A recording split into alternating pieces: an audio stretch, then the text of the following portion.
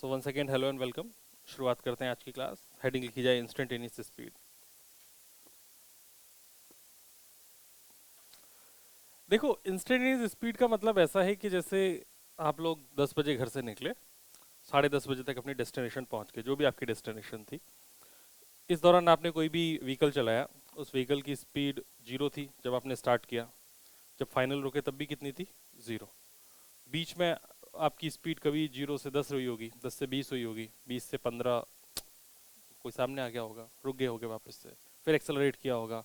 बीच में खाली रोड मिली होगी तो अपन ने 60-70 की स्पीड से भी दौड़ाया होगा। लेकिन इस पूरे मोशन के दौरान अगर मैं आपसे पूछूं कि पर्टिकुलर 10:25 15 सेकंड पर आपकी स्पीड क्या थी, तो मैं आपको एक इंस्टेंट दे रहा हूँ, एक एक पर्टिकुलर टाइम स्टैम्प दे रहा हूँ, इस पे बताओ। जब आपसे किसी पर्टिकुलर इंस्टेंट की बात करी जाए कि टी बराबर इतने पर्टिकुलर इतने ही टाइम पे बताओ कि तो स्पीड क्या है, तो उसको आप बोलते हो इंस्टेंटेनियस स्पीड। समझ गए बात को? तो इंस्टेंटेनियस का मतलब ये है कि हम ए से बी के बीच चले, और ए से बी के दौरान चलने पे इनफाइनाइट पाथ होंगे, ये बात हम कर चुके हैं पहले, है ना। अब इस पाथ में आपने स्पीड जीरो, यहाँ पे भी जीरो थी, यहाँ पे भी जीरो थी स्पीड, और बीच में आपकी स्पीड कम ज़्यादा होकर कुछ भी हो गई, ये आपने एज डिस्टेंस ट्रेवल कर ली। तो D S by d T, आपको जब अपन डिफ्रेंसिएशन पढ़ा रहे थे तो डिफ्रेंसिएशन पढ़ाते वक्त बोला था कि डिफ्रेंसिएशन का एक मतलब ये भी होता है instantaneous rate of change of y with respect to x, हाँ या ना। अब उस इंस्टेंट का मतलब समझ में आ रहा है क्या है? इंस्टेंट का मतलब है वो पर्टिकुलर टाइम इंस्टेंट। अब जिन्होंने नहीं पढ़ा है वो लोग क्या करेंगे? हम बताएं? हम तो सब बता चुके हैं, आप लेट हैं। थोड़ा सा नोट्स वोट्स कहीं मिल जाए सहेली सहेला से तो कॉपी करा लेंगे, और वीडियोस तो तुम्हारे पास हैं ही, वीडियो आप देख सकते हैं। ठीक है बच्चा? इससे पहले कि हम प्यार मोहब्बत की कुछ बातें करने लगे, छाप लिया जाए। अच्छा, एक हेडिंग, एक लाइन लिख लो इसमें। It is the speed of a particle at a particular instant of time. It is the speed of a particle at a particular instant of time.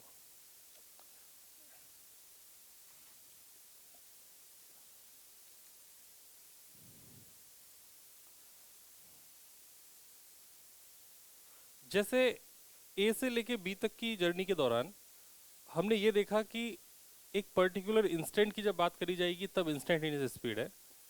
क्या आप मुझे समझा सकते हो एवरेज क्या है फिर?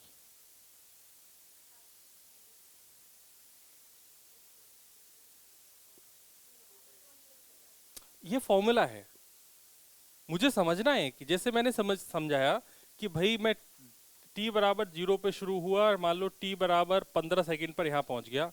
ये डिस्टेंस मान लो 30 मीटर है, ठीक है। तो कभी मेरी स्पीड जीरो थी, कभी मेरी यहाँ नीचे स्पीड लिख रहा हूँ, वो मेरी स्पीड 15 थी, कभी 50 थी, कभी वापस से जीरो हो गई, कभी 25 थी। इस तरीके से मैं बात कर रहा हूँ। तो मैं जानना चाह रहा हूँ कि ये इंस्टेंट तो मैं समझ गया क्या होता है, लेकिन एवरेज को मैं कैसे समझूं?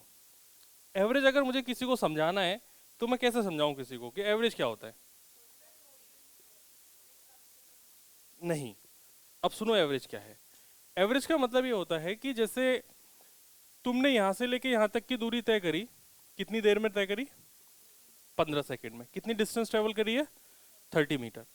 तो एवरेज का मतलब ये है कि अगर मैं इस ए से लेके बी तक की जर्नी वी एवरेज से ट्रेवल करूं, किससे ट्रेवल करूं? तो ये जो 30 मीटर है इसको ट्रेवल करने में मुझे 15 सेकंड लगना चाहिए।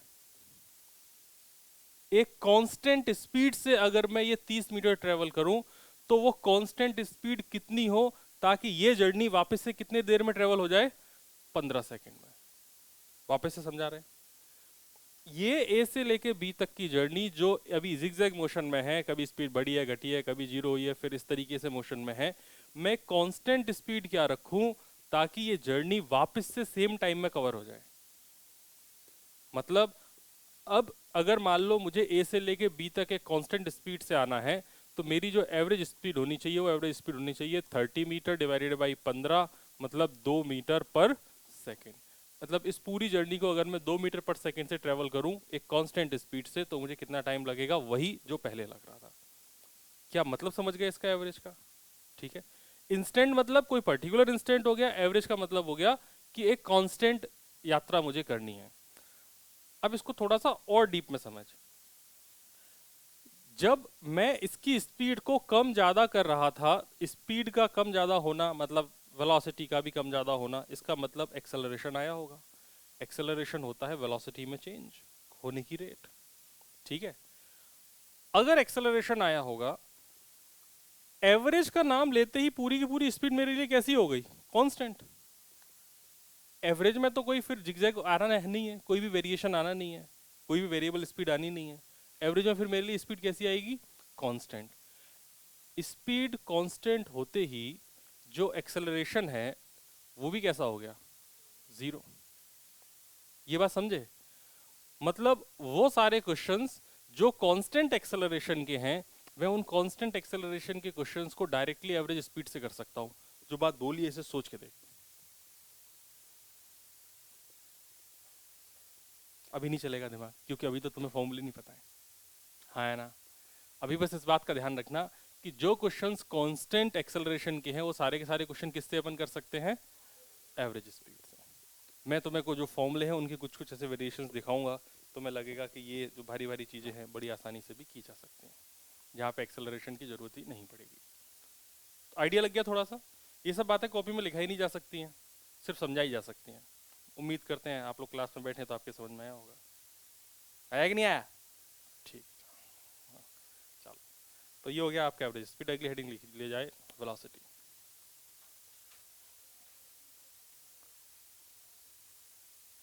एवरेज स्पीड का फॉर्मूला बता तो रखा है? हाँ। भूल क्यों जाती है इतनी जल्दी? अच्छा अच्छा, कंफर्म कर रही है। हाँ, यह तो मैंने मतलब समझाया है वापस से। ठीक है जी, इतना चमक गया। चलो आगे देखो। वेलोसिटी की डेफिनेशन को लिख लिया जाए, it is rate of change of position. It is rate of change of position. It is rate of change of position. It is vector quantity. बाकी सब बातें तो पता है। Next point, vector quantity. Unit is metre per second.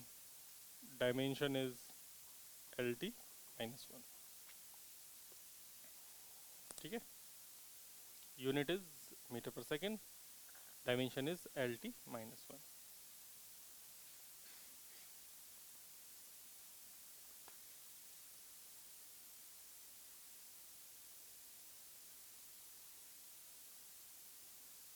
ठीक है जी। पीछे तुम्हारा दोस्त का आराम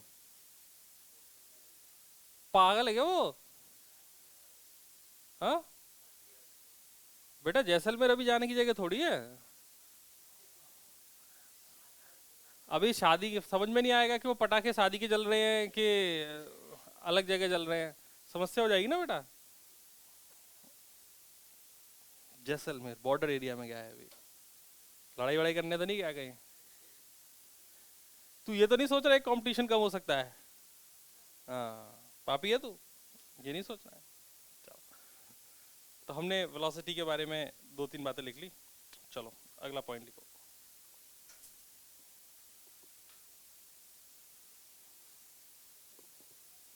वेलोसिटी में भी पॉजिटिव, नेगेटिव और जीरो। ये सारी बातें कॉमन है ना? वेलोसिटी किससे कॉमन है ये? डिस्प्लेसमेंट। वेलोसिटी में भी पॉजिटिव, नेगेटिव और जीरो, क्योंकि वेक्टर क्वांटिटी है। वेलोसिटी में भी पॉजिटिव, नेगेटिव और जीरो। अगली चीज स्टार मार्क करके लिख लेंगे, direction of average velocity is in the direction of change in position.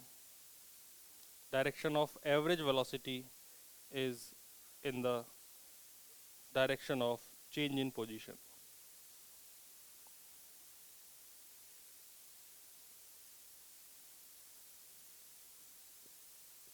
Average velocity is in the direction of change in position. इसको स्टार मार्क कर लिया। अभी समझाते हैं क्या कह रहा है। इससे पहले एक छोटा सा प्रश्न है कि इंस्टेंटेनियस स्पीड को नापने के लिए जो इंस्ट्रूमेंट यूज होता है वो क्या है? स्पीडोमीटर। मतलब जो भी अपन अभी अपने व्हीकल में जो भी स्पीड देखते हैं वो सारी की सारी कौन सी स्पीड है? Instantaneous speed. क्या कहीं भी किसी के स्पीडोमीटर में एवरेज स्पीड आती है क्या? नहीं आती। आती है। देखो, वो आजकल जो डिजिटल क्लस्टर आ रहे हैं उनमें जब आप कोई ट्रिप सेलेक्ट करते हो, जैसे मान लो ट्रिप ए आपने सेलेक्ट करी, ट्रिप ए सेलेक्ट करने पे आपने स्टार्ट कर दी ट्रिप ए, तो ट्रिप ए सेलेक्ट करने पे वो आपको सब चीज़ बताएगा, आपकी एवरेज स्पीड भी बताएगा, आपकी टोटल डिस्टेंस बताएगा, आपका हाईएस्ट एक्सेलरेशन आपने कितना एक्सेलरेट किया है, पेडल को शिफ्ट किया है वो बताएगा, आपने हाईएस्ट स्पीड कितनी अटेन करी है वो बताएगा, माइलेज भी बताएगा। बिल्कुल सही, वही इंपॉर्टेंट होता है। तो ये आजकल के जो डिजिटल क्लस्टर्स हैं ये बताते हैं, लेकिन वो जो सुई वाले होते हैं ना स्पीडोमीटर, वो कभी भी एवरेज स्पीड नहीं बताते, वो हमेशा क्या बताएंगे? Instantaneous speed. तो इस बात को लिख लिया जाए क्या? अच्छा लग रहा है लिखने में? Speedometer is use to measure speedometer is use to measure instantaneous speed.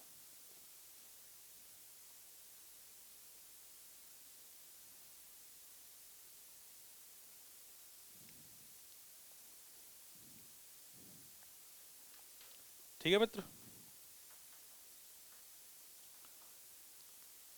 क्या वापस से मैं नॉन यूनिफॉर्म वेलोसिटी बताऊं, यूनिफॉर्म वेलोसिटी बताऊं, या फिर समझ गए? चलो बता ही देते हैं, 2 मिनट का ही तो काम है। देखो,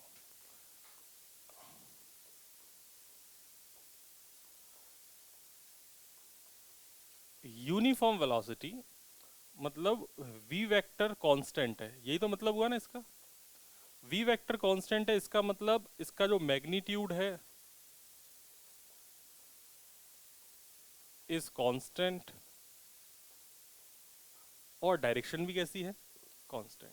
तो मैं एक ही लाइन में लिख देता हूं कि direction and magnitude are constant.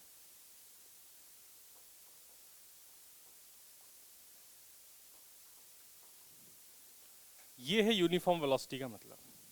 उम्मीद करते हैं समझ में आ गया होगा। फिर आप लोगों को नॉन यूनिफॉर्म वेलोसिटी का मतलब अगर समझना है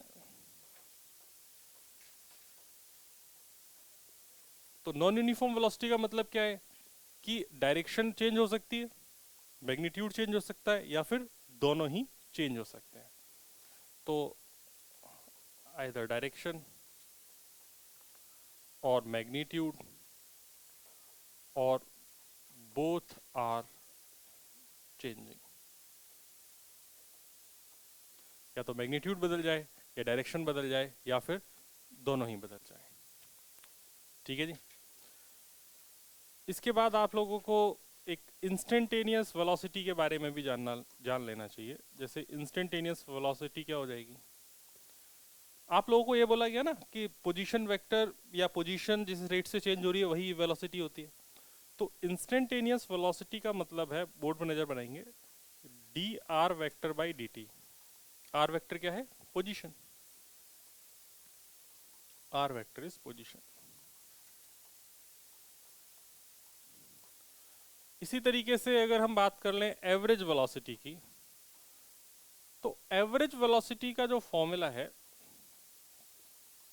यहां पर ऊपर हो जाएगा delta r vector upon delta t, मतलब r final minus r initial. जिंदगी में ना कभी एफ और आई दिखे ना तो समझ लेना फाइनल इनिशियल की बात हो रही है ना।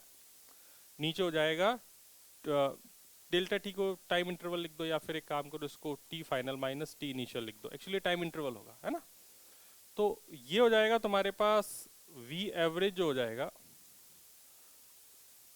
वो अपन बोल सकते हैं कि इट इज डिस्प्लेसमेंट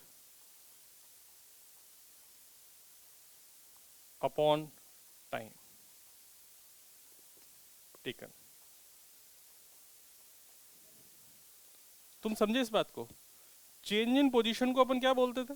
डिस्प्लेसमेंट। याद करो, डिस्प्लेसमेंट कल ही पढ़ा है, कल पढ़ा है, परसों पढ़ा है, परसों पढ़ा है। तो अपन ने अगर एवरेज वेलोसिटी की बात करें तो डिस्प्लेसमेंट अपॉन टाइम टेकन होगा। अब तुमसे थोड़ी देर पहले एक स्टार मार्क करके एक लाइन लिखाई थी, क्या लाइन लिखाई थी? हाँ, जो भी एवरेज वेलोसिटी की डायरेक्शन होगी वो किस में होगी? चेंज इन पोजीशन में। तो क्या एवरेज वेलोसिटी की डायरेक्शन चेंज इन पोजीशन के डायरेक्शन में है? अरे, डेल वी एवरेज क्या लिखा हुआ है? Delta r vector. Delta r क्या है? Change in position. R final minus r initial. इस बात को समझे? ठीक है। या दूसरे शब्दों में ऐसा भी तो मैं बोल सकता हूं कि जो एवरेज वेलोसिटी की डायरेक्शन होगी वो वही होगी जो किसकी डायरेक्शन है? डिस्प्लेसमेंट की। तो ये बात भी बोली जा सकती है कि अगर कोई पूछे कि एवरेज वेलोसिटी की डायरेक्शन क्या है, डायरेक्शन ऑफ एवरेज वेलोसिटी, तो अपन बोल सकते हैं क्या? In the direction of displacement.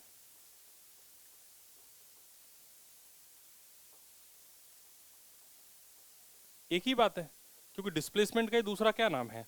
Change in position. यहां तक कोई प्रॉब्लम नहीं?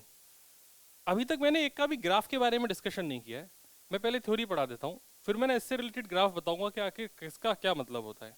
उस वक्त मैं ये भी बताऊंगा कि ये जितने भी डिफरेंशिएशन इंटीग्रेशन वाली कहानी है किस तरीके से अपने को अफेक्ट करेगी। यहाँ पे आप लोग छाप लीजिए प्लीज।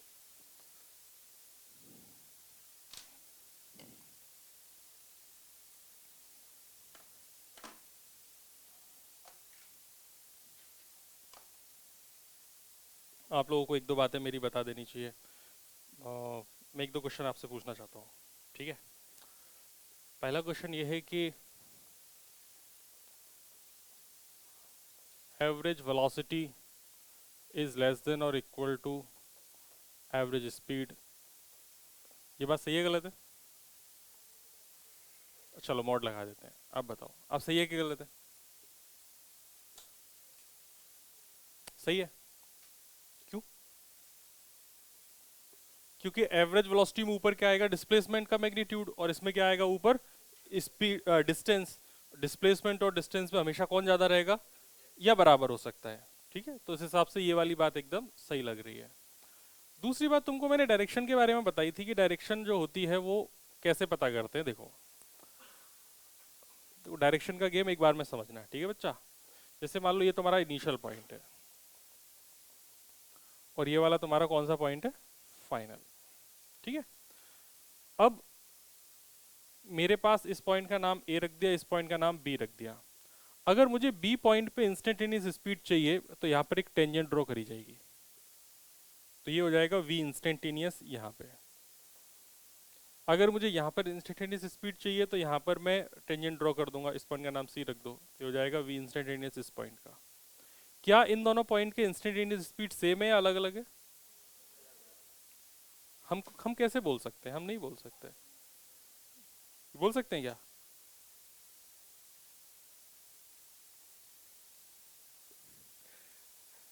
तुम लोग एक चीज समझो, इंस्टेंटेनियस स्पीड और इंस्टेंटेनियस वेलोसिटी दो अलग अलग चीजें हैं।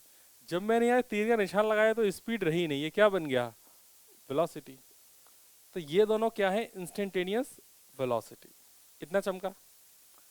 इंस्टेंटेनियस वेलोसिटी इन दोनों पॉइंट पर सेम है या अलग अलग है?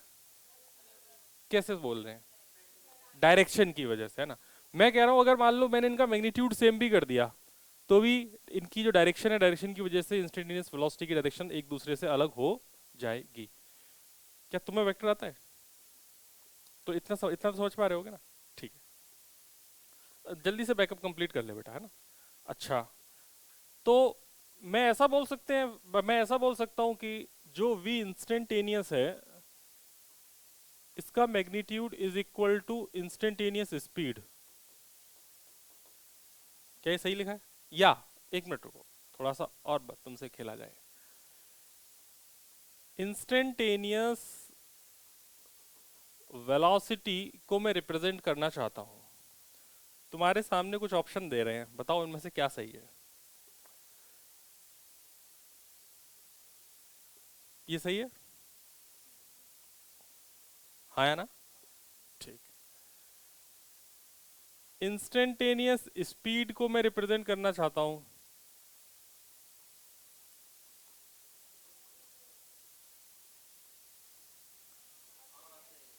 अब सही है? ठीक। तो मैं ऐसा बोल सकता हूं क्या कि किसी भी मोमेंट पे at any instant instantaneous velocity का magnitude should be equal instantaneous speed. या मैं ऐसा बोल दूं, v इंस्टेंटेनियस वेलोसिटी का magnitude is equal to v instantaneous. ये जो नीचे की दो लाइन लिखी है इनके बारे में आपका क्या विचार है, सही है गलत है? समझ नहीं आया। देखो, हम ऐसा कह रहे हैं कि पर्टिकुलर इस पॉइंट पर आए, इस पॉइंट पर मैंने देखा कि मेरी जो गाड़ी के स्पीडोमीटर है वो दिखा रहा है मुझे 40 मीटर पर सेकंड या 40 kilometre per hour. 40 kilometre per hour direction देखी तो डायरेक्शन ये पाथ के टेंजेंशियल हो गई, यहां तक कोई प्रॉब्लम की बात नहीं है। उस पर्टिकुलर मोमेंट पर जो डायरेक्शन है वो पाथ के टेंजेंशियल है, और उस वक्त जो उसने वैल्यू बताई है वो कितनी बताई है, 40 किलोमीटर पर आवर। यहां तक कोई प्रॉब्लम नहीं। अब अगर मैं तुमसे पूछूं कि उसी पर्टिकुलर टाइम पर गाड़ी की वेलोसिटी क्या है, तो आप बोलोगे देखो सर, गाड़ी की जो डायरेक्शन है वो तो पाथ के टेंजेंशियल है और उसका मैग्नीट्यूड कितना है, 40। हाँ है ना? वही बात मैं कह रहा हूं कि उस वक्त वेलोसिटी का अगर मैग्नीट्यूड निकालूं तो वो स्पीड ही तो दे रहा है। 40 kilometre per hour along the path का अगर मैं मैग्नीट्यूड निकालूं तो 40 किलोमीटर पर आवर ही तो आएगा। सही बात है? तो इसका मतलब जो इंस्टेंटेनियस स्पीड का वैल्यू है वो इंस्टेंटेनियस वेलोसिटी के मैग्नीट्यूड के बराबर ही तो होगा। अब सोच के देख, हाँ या ना? लॉजिकल लग रही है बात? लॉजिकल लग रही तभी आगे बढ़ेंगे, वरना फिर कोई मतलब नहीं है। मैग्नीट्यूड तो हो गई ना। तो इंस्टेंटेनियस वेलोसिटी का जो मैग्नीट्यूड है वो इंस्टेंटेनियस स्पीड के बराबर होगा हमेशा। इस बात को दूसरे शब्दों में लिख दिया गया है वेक्टर के फॉर्म में, v वेक्टर इंस्टेंटेनियस मतलब ये अंदर लिखा हुआ है इंस्टेंटेनियस स्पीड, मॉड लगा दिया, मतलब क्या बन गया, मैग्नीट्यूड। तो magnitude of instantaneous speed is equal to instantaneous, magnitude of instantaneous velocity is equal to instantaneous speed. समझ गए बात को? यहां तक कोई प्रॉब्लम नहीं? हाँ, अभी खत्म थोड़ी हुआ है, अभी तो मैं बातें करना शुरू हुआ हूँ, अभी लिखो मत, अभी और समझो। तो ये तुम नोटेशन सीख गए। नोटेशन में कोई प्रॉब्लम किसी को भैया? नोटेशन क्लियर एकदम? चलो, तो ये अपन ने इंस्टेंटेनियस की डायरेक्शन बना ली। अब आओ बात करते हैं एवरेज की। तो v एवरेज, इसको पढ़ो जरा, क्या लिखा है, एवरेज स्पीड, ठीक है। इसको क्या पढ़ेंगे, ठीक है। चलो, ए से बी पॉइंट के बीच का जो डिस्प्लेसमेंट होगा वो ये होगा कि नहीं होगा? होगा। तो यहां तक मैंने उसको डायरेक्शन के लिए थोड़ा आगे तक बढ़ा दिया, कोई प्रॉब्लम है क्या तुम्हें? नहीं। ए से लेके बी तक की अगर मुझे डिस्प्लेसमेंट निकालनी है तो आर ए बी की डायरेक्शन ये है, मेरा ऐसा मानना है कि जो एवरेज वेलोसिटी होगी ए बी के बीच में उसकी डायरेक्शन भी यही होगी, क्योंकि मैंने थोड़ी देर पहले पढ़ा था जो डायरेक्शन एवरेज वेलोसिटी की होती है वही डायरेक्शन डिस्प्लेसमेंट की होती है। तो मैं डिस्प्लेसमेंट की डायरेक्शन निकाल लूं, मुझे क्या मिल जाएगा, एवरेज वेलोसिटी की डायरेक्शन। अब इस बी पॉइंट को ऑब्जर्व करो, बी पॉइंट पर एक तो इंस्टेंटेनियस स्पीड और दूसरी क्या है, एवरेज। इसको मैं क्या बोल दूंगा, वी एवरेज, ठीक है। क्या एक पॉइंट पर जरूरी है एवरेज वेलोसिटी और इंस्टेंटेनियस वेलोसिटी की डायरेक्शन सेम हो? दिमाग चला, दिमाग फट जाएगा वरना। क्या एक पॉइंट पर जरूरी है कि एवरेज वेलोसिटी और एवरेज वेलोसिटी और इंस्टेंटेनियस वेलोसिटी की डायरेक्शन सेम हो? नहीं, कोई जरूरी नहीं है। क्यों? क्योंकि एक में डायरेक्शन क्या बताएगा, डिस्प्लेसमेंट, और दूसरे में डायरेक्शन क्या बताएगी, टेंजेंट।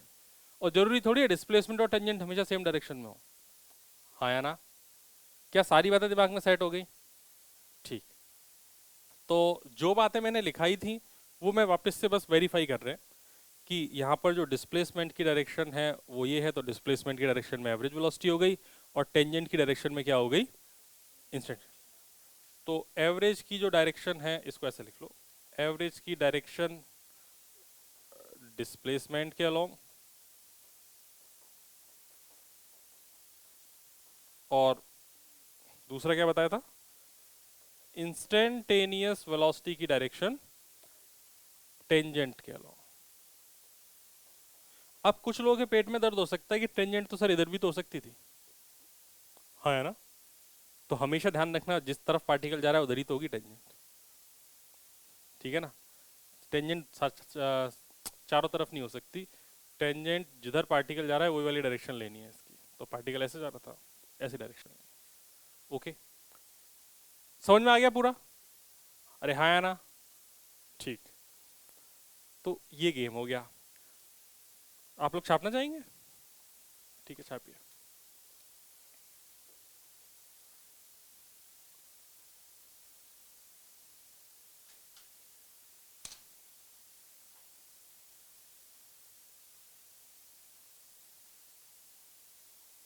इस बात को मैं शब्दों में लिखाऊं या फिर इतना समझ गए? सॉरी, ये वाला इसको शब्दों में लिखा दें या फिर इतना इतने में समझ गए? शब्दों में लिखाने से मेरा मतलब ये है, मैं शब्दों में ऐसा बोल दूंगा कि magnitude of instantaneous velocity is always equal to instantaneous speed. ऐसे ठीक है, कंफर्टेबल? ठीक है, क्योंकि बाद में तो पढ़ना तो मैं ही है, समझ में नहीं आएगा तो फिर लिखने का कोई मतलब नहीं है।